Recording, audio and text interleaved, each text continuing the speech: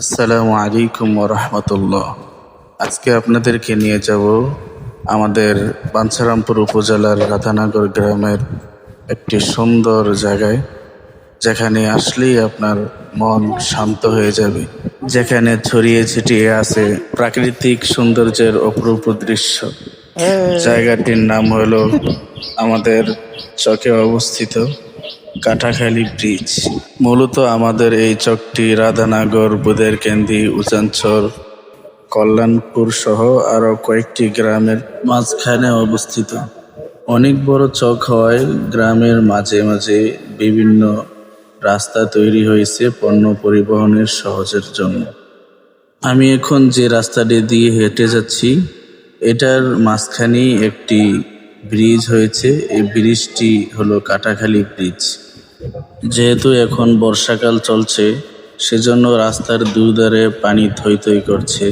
আর এতেই এই রাস্তার সৌন্দর্য এবং এই ব্রিজের সৌন্দর্য আরো বেশি বেড়ে গেছে। ওই যে দেখুন আমাদের কাটাখালী ব্রিজ। ইতিপূর্বে এখানে একটি ভাঙ্গা ব্রিজ ছিল, সেটি ভেঙে যাওয়ায় নতুন একটি ব্রিজ এখানে স্থাপন করা হয়েছে। বাচ্চারা তো এমনি পানি দেখলে অনেক আনন্দিত হয়, আর সে আনন্দ বাড়িয়ে দেয় যদি এমন কোনো জায়গার মধ্যে তাদেরকে আনা হয়। ব্রিজের চতুর্পাশের দৃশ্যটি একবার লক্ষ্য করুন। রাশি রাশি কচুরি পানা এবং রাস্তার মধ্যে অনেক যুবকরা এখানে টিকটক বানাচ্ছে। চতুর্দিক দিয়ে পানি থই থই করছে। ব্রিজের অপর প্রান্তে অনেক বড় রাস্তা রয়েছে। গোসল করার জন্য গাটলা রয়েছে, মাছ ধরার জন্য সুন্দর ব্যবস্থা রয়েছে। এদিক দিয়ে দেখুন পানি এবং রাস্তা দুটি সমান সমান হয়ে গেছে।